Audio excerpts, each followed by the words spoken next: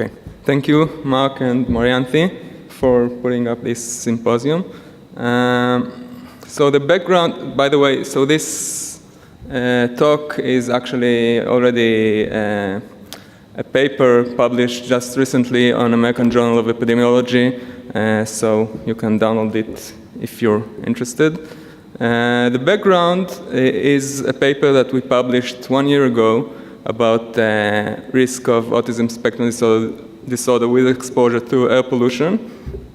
And the main thing we want to talk about today is the negative effect or the negative association we see around between the first and second trimester of pregnancy. With exposure in this period, we see a negative association with autism. So this may be, there are many ways to try to explain it. Maybe this is a real biological effect, but this is not something that is really compatible with what we know about air pollution. Maybe we did some mistake in the analysis, but we tried to find these mistakes for 2 years and we didn't. And this was quite robust. This is, by the way, distributed log model results. And it's not random variation because the sample here is something like 2,000 cases and 50,000 controls. It's a population-based study. So the next thing we thought about is mechanisms of bias. And I'm going to introduce two possible mechanisms, both of them related to live birth bias. The first one is quite simple, and it's very similar to what Zayan just presented, which is that air pollution, the first assumption we're making is that air pollution is a risk factor for pregnancy loss, okay? And the second assumption we're making is that there is another factor. We're not measuring it, we don't have to know what is it, okay? But we assume that there is another factor, which is a risk factor for pregnancy loss as well, and a risk factor for developing autism in the offspring. So once and of course our analyses are limited to those who are live born, always. So especially in autism cannot be defined in cases of pregnancy loss. And so this simple DAG just shows the backward path that is created once we do this restriction on live births.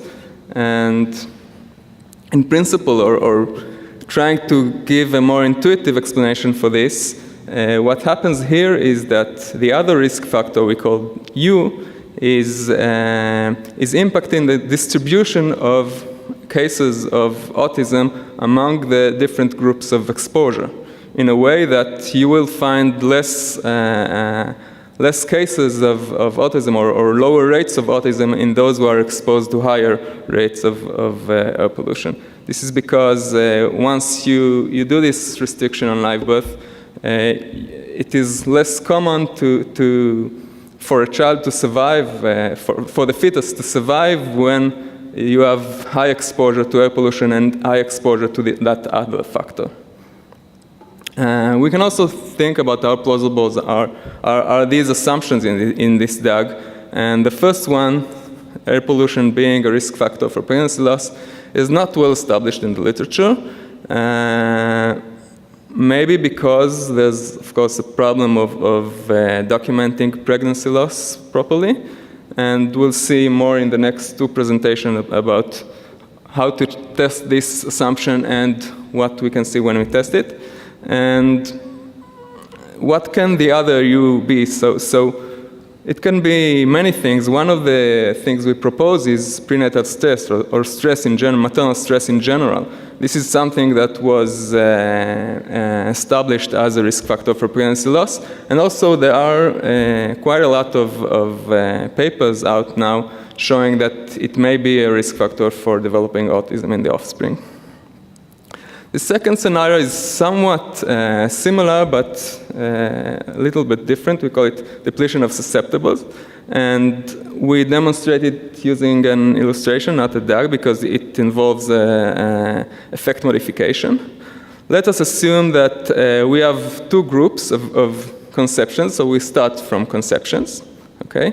We have two groups. One of them with high air pollution exposure and the other one with low air pollution exposure. And each of these groups contain fetuses that are either susceptible to have autism or non-susceptible. And you can see in this illustration that there is no association between the exposure and the susceptibility. Okay, we don't have to assume any such association. When we follow these conceptions, let's start with the low exposure group. Okay, so we have pregnancies, and then we have live births, and we assume for simplicity that in the low exposure group we do not have pregnancy loss, and in the black squares, these are the future ASD cases, okay, when they are diagnosed. And as expected, we have higher rates of autism in the susceptible group. So we have three from the susceptible group and 1 from the non-susceptible group. And the key issue here for this mechanism to work is that the effect of air pollution on pregnancy loss is working preferentially on the group which is susceptible to autism. So in the high exposure group, some of the fetuses who are susceptible to autism are lost. Okay, in this case, 40 fetuses. And you get to analyze only those that survived, that were born. And you get few cases. You get a change in the numerator and in the denominator. Okay. In principle, if you look on the rates now, on the incidence rates, they are the same, okay? So in the susceptible and in the non-susceptible group, the incidence rates are the same. So in this case, we're not assuming any effect of air pollution on autism, but you lost some of your sample, and you lost it in those with high exposure, and you lost those who were susceptible to autism. And what you get when you analyze such results using this simple 2x2 table is sort of something that may look as a protective effect, a negative association, just because you lost some of the susceptible fetuses among those who are higher exposed. So there's no difference in the rate, but you do not get to analyze everyone.